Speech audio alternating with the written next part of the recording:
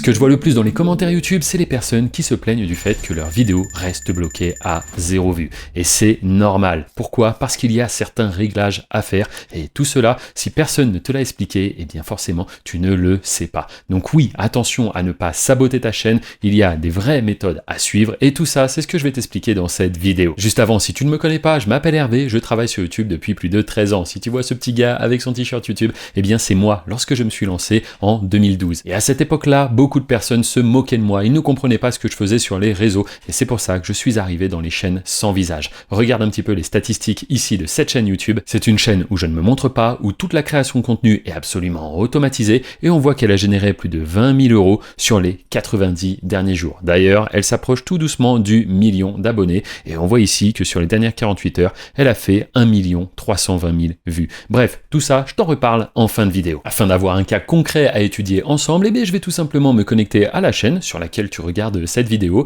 la chaîne Hervé YT Business. Tous les dimanches, ici, une vidéo gratuite pleine de valeur pour t'aider à réussir sur YouTube. Et d'ailleurs, j'en profite pour parler aussi de cette autre chaîne, Podcast YT Business. Là-bas, tu as les interviews, les témoignages de nombreuses personnes que j'ai pu accompagner et elles aussi te présentent leurs résultats. C'est plein de valeur. Bref, tous les liens sont dans la description. Alors, si tu souhaites avoir des statistiques comme ça et faire plusieurs milliers d'euros avec ta chaîne YouTube, eh bien, il va falloir suivre certains principes. Le premier, c'est déjà de vérifier ta chaîne. C'est extrêmement important. C'est pas moi qui le dis, c'est YouTube. On va voir ça ensemble de suite. Mais comment est-ce qu'on fait pour vérifier sa chaîne et surtout, qu'est-ce que ça signifie? Alors, je te parle pas d'avoir la petite pastille à côté de ton nom parce que pour avoir ça, il faudra avoir 100 000 abonnés. Par contre, vérifier sa chaîne, eh bien, c'est tout simplement la petite étape qui se fait par numéro de téléphone. En effet, il faudra te rendre à l'URL suivante, youtube.com/verify, et ça va te dire si ton compte est vérifié ou pas. Si ce n'est pas le cas, à ce moment-là, il suffira de rentrer un numéro de téléphone, Google, YouTube va t'envoyer un code, tu mets le code et ça y est, bienvenue, tu es maintenant vérifié.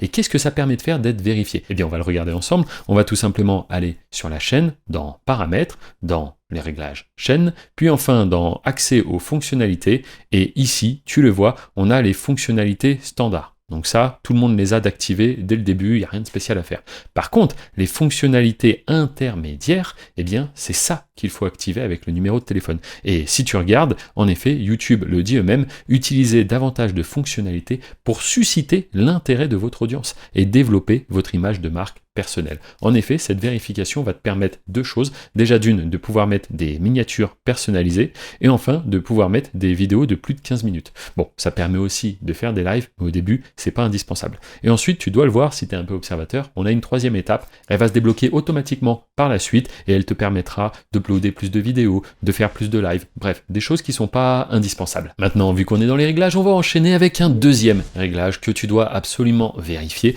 c'est en allant dans les informations générales.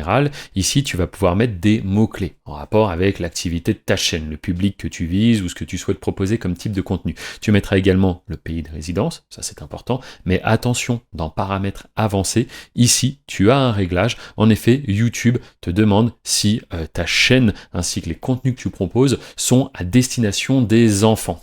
Et attention, là-dessus, il faut être très clair, donc je vais apporter de la précision. Quand YouTube te dit ça, la vraie question, c'est est-ce que ton contenu est exclusivement pour les enfants? Je te donne un exemple. Si tu fais des vidéos Fortnite, eh bien oui, il y a des enfants qui visionnent du Fortnite, mais pas que. Il y a aussi des ados et des adultes. Donc à ce moment-là, tu cocheras la case non. Et là, c'est pareil. Dans notre cas, je suis sur une chaîne de tutoriel. Peut-être qu'il y a des enfants qui regardent, mais c'est pas à destination exclusivement des enfants. Donc je coche bien la case non. Parce que par défaut, ça va être sur je veux vérifier ce paramètre à chaque vidéo.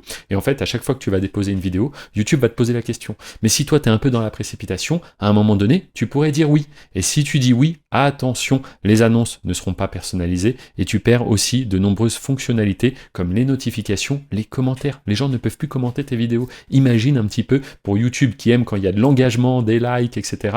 Là, il n'y a plus de commentaires. Donc ça veut dire que ton contenu n'est pas pertinent. Donc véritablement, si ton contenu n'est pas à destination exclusivement des enfants, tu coches la case non. Si tu veux un exemple précis de qu'est-ce que c'est qu'un contenu exclusivement pour les enfants, ça va être par exemple une vidéo où tu apprends les couleurs, une vidéo où tu apprends l'alphabet. Ok, si c'est pas ça, tu cocheras toujours cette case. Un autre réglage qui est important, alors là je vais devoir me rendre dans une de mes vidéos directement, je vais aller dans la dernière, ici. Moi justement, tu le sais, je prône l'utilisation de l'intelligence artificielle, c'est hyper puissant, mais attention, justement par rapport à ça, YouTube a une question. On descend un petit peu et ça va se trouver juste ici, donc tu vois là ce que je disais juste avant, est-ce que la vidéo est pour les enfants? Non. Et ici, YouTube me demande si c'est un contenu altéré. Alors qu'est-ce que ça veut dire contenu altéré? L'une des affirmations ci-dessous décrit-elle votre contenu? Premièrement, on utilise l'image d'un personnage réel et on lui fait dire quelque chose ou on lui fait faire quelque chose. Est-ce que c'est le cas ici? Non. En vérité, ça c'est ce qu'on appelle un deepfake. C'est comme si je fais un faux discours du président. Là, oui, il faudra cocher cette case. Moi, dans mon cas, c'est pas du tout le sujet. Ici, est-ce que je modifie les images d'un événement ou d'un lieu réel? Pareil, de manière à tromper l'utilisateur? Encore une fois, non. Et enfin, est-ce que ça génère une scène d'apparence réaliste qui n'a pas eu lieu? Encore une fois, pour induire quelqu'un en erreur? Non, ce n'est pas le cas. Donc je vais bien cocher non. Sinon, je risque d'une fois de plus de me tirer une balle dans le pied en disant à YouTube, attention, mon contenu est peut-être un deepfake, peut-être que ça induit l'utilisateur en erreur, alors que pas du tout. Donc seulement dans les cas que je viens de citer, tu cocheras oui.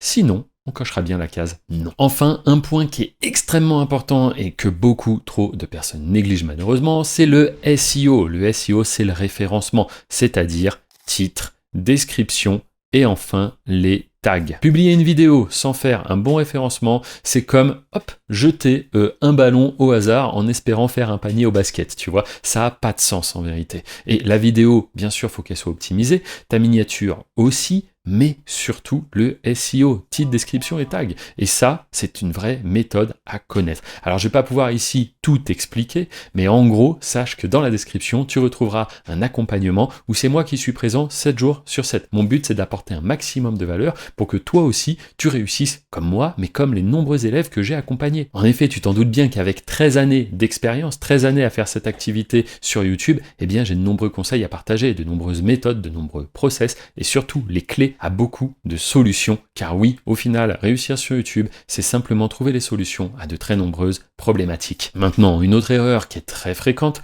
c'est les personnes qui vont déposer leur vidéo sur YouTube et qui vont directement la mettre en public. Au moment de l'upload, hop, je la mets en public. Et là, attention, carton rouge directement. Pourquoi? Eh bien tout simplement parce que le traitement de ta vidéo n'est même pas terminé. C'est-à-dire que ta vidéo, elle va être en public, ça se trouve, elle est même pas encore en HD, l'algorithme n'a même pas eu le temps d'analyser de quoi est-ce que traite la vidéo, et toi tu penses que YouTube va déjà savoir à qui recommander la vidéo. Pas du tout. Et malheureusement, trop de personnes font ça. Donc quand tu déposes ton fichier sur YouTube, à ce moment-là, tu le mets en privé. D'ailleurs, ça, tu peux directement le faire ici en allant dans Paramètres, puis dans Paramètres de mise en ligne, et tu choisis bien ici, hop, privé. Très très très important. Comme ça, tu ne feras pas l'erreur. Sitôt que tu déposeras un fichier sur YouTube, il sera mis en privé. Et par contre, toi, tu pourras le publier quand tu le souhaites. Tu pourras même le programmer si tu as envie. Et là, tu dois te demander, d'accord, mais Hervé, si je ne mets pas en public, que je mets en privé, je la mets quand en public ma vidéo? Eh bien en fait, au bout de quelques minutes.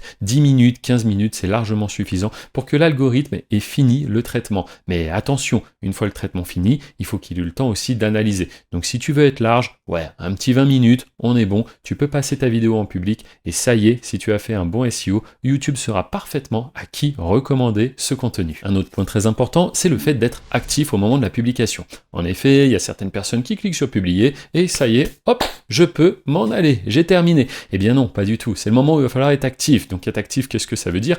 Eh bien déjà, répondre aux commentaires. S'il y a des commentaires, il va falloir y répondre. C'est ce que je fais moi, encore une fois, sous toutes mes vidéos. À chaque fois qu'il y a un commentaire, j'essaye d'y répondre le plus vite possible. Bien sûr, je parle des chaînes où je me montre. Les chaînes sans visage, qui ont plusieurs centaines de milliers d'abonnés, ou même parfois des millions, en effet, je n'y réponds plus. Ce n'est plus gérable, mais les gens se répondent entre eux. Ça fait comme sur un forum, il y a des échanges, des discussions, et donc là, il n'y aura plus de réel impact. Mais au début, chaque chose est importante. Il faut que tout soit à sa place, que tout fonctionne bien. Et donc c'est pour ça que dès qu'il y aura un commentaire, YouTube normalement te notifie, tu vas venir apporter une réponse. Tu peux même créer un petit peu justement de la conversation en posant des questions. Toi-même, sache que tu peux commenter sous tes vidéos avec ton compte et tu peux leur dire par exemple, avez-vous des idées de sujets pour la prochaine vidéo? Est-ce que cette vidéo vous a plu? Etc. etc. Enfin, quelque chose dont les gens ne parlent que très très peu, eh bien c'est tout ce qui est cross-promotion. Si tu as une chaîne qui marche, tu vas pouvoir utiliser cette chaîne pour lancer d'autres chaînes. Et c'est comme ça que tu pourras avoir tout un réseau de chaînes et obtenir de nombreuses récompenses YouTube. Alors comment est-ce qu'on fait? C'est très simple. Je vais aller par exemple dans cette vidéo, hop, directement dans les réglages, et là, sur la droite, on a écran de fin. Tu te demandes ce que c'est, je clique dessus, et en fait, YouTube, à la fin de la vidéo, te propose de mettre comme cela des call to action. Et donc, qu'est-ce que c'est? Eh bien, tout simplement, ça va te permettre de rediriger le trafic. Donc ici, tu peux le choisir vers la dernière vidéo qui a été mise en ligne, vers une autre vidéo plus adaptée aux spectateurs. Et attention, tu peux même aller comme cela choisir des playlists. On va ajouter par exemple un élément, hop, je prends une playlist, et là, je peux comme cela, hop là, ici, ajouter directement une playlist. Et alors, qu'est-ce que ça fait, une playlist? Eh bien, je vais te montrer. Déjà, pour créer une playlist, on revient dans Contenu et on va ici sur Playlist. Tu peux créer autant de playlists que tu veux, c'est gratuit. Ici, créer, hop, nouvelle playlist. Lorsque tu crées une playlist, il faut lui donner un nom, une description et ensuite tu ajoutes simplement des vidéos dans la playlist. Comment faire? Exemple, je vais dans Vidéo, je prends ces 3 vidéos-là, hop, et je peux les ajouter à une playlist qui est déjà créée. Et maintenant, laisse-moi te montrer le plein potentiel des playlists. Si je te montre cet écran, ici une vidéo de Squeezie, à droite, des recommandations, des suggestions. Ok, parfait. Maintenant, si je te montre ça, quelle est la différence? Ici, c'est pas Squeezie, c'est moi. Mais sur la droite, regarde bien, ce ne sont que des vidéos à moi. Et comment est-ce que j'ai fait pour faire ça? Eh bien, tout simplement, j'ai créé une playlist. Dans la playlist, je te l'ai dit, tu peux mettre les vidéos que tu veux. À partir du moment où l'utilisateur va cliquer sur cette vidéo, eh bien, il va se retrouver sur cette page de lecture et à droite, ce sera forcément mes vidéos qui seront recommandées.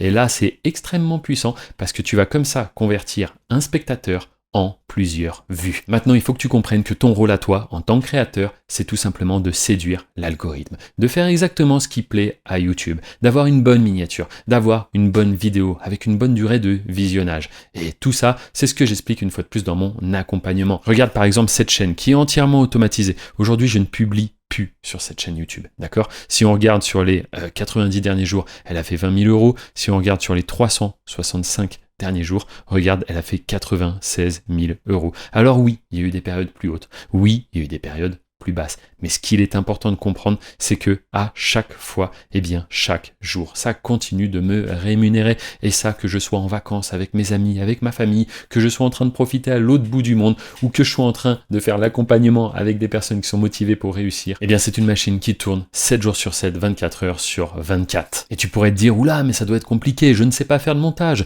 je ne sais pas comment créer des vidéos. Eh bien, tout ça, dis-toi que je te l'explique. Et aujourd'hui, avec l'intelligence artificielle, il devient extrêmement simple de produire des vidéos de haute qualité qui soit vont apporter du divertissement aux spectateurs, soit de la valeur. Et oui, c'est les 2 principaux axes sur lesquels tu dois t'établir si tu veux véritablement aller chercher des gros scores en termes de vues et donc générer de l'argent. Certains te diront qu'il faut déléguer à des équipes, à des prestataires, mais tout cela va t'apporter un coût supplémentaire. Encore une fois, si tu as demain un cerveau, tu peux faire les choses toi-même. Je te le dis, c'est vraiment pas compliqué. Regarde même d'autres vidéos sur cette chaîne YouTube. Il n'y a que ça. Plein de tutoriels où j'explique comment avec des outils gratuits, tu peux te lancer, tu peux créer tes premières vidéos. Et ça en quelques minutes. Alors oui, je te rassure, c'est pas magique. Ça va te demander un petit peu de travail. Mais à partir du moment où tu es capable d'y passer 1 heure par jour, eh bien véritablement, YouTube peut te rendre libre. Je te le dis, YouTube peut changer ta vie. Ma promesse à moi, c'est de t'accompagner jusqu'à temps que tu arrives à faire 100 € par jour. Et encore une fois, tout ça, regarde dans la description. Tu auras les témoignages, les interviews, des interviews qui durent parfois 45 minutes avec des personnes qui étaient des gens totalement normaux, comme moi, comme toi. Ils étaient en CDI, ils avaient leur petit travail. Eh bien aujourd'hui, ils vivent grâce à YouTube. Pour conclure, je t'invite à être curieux, à te renseigner. N'hésite pas à revisionner cette vidéo si certains points étaient peut-être un petit peu techniques. Tu peux te renseigner sur l'accompagnement que je propose. Tout ça, c'est dans la description. Moi, je te remercie. Je te souhaite plein de réussite sur YouTube et je te dis à très bientôt.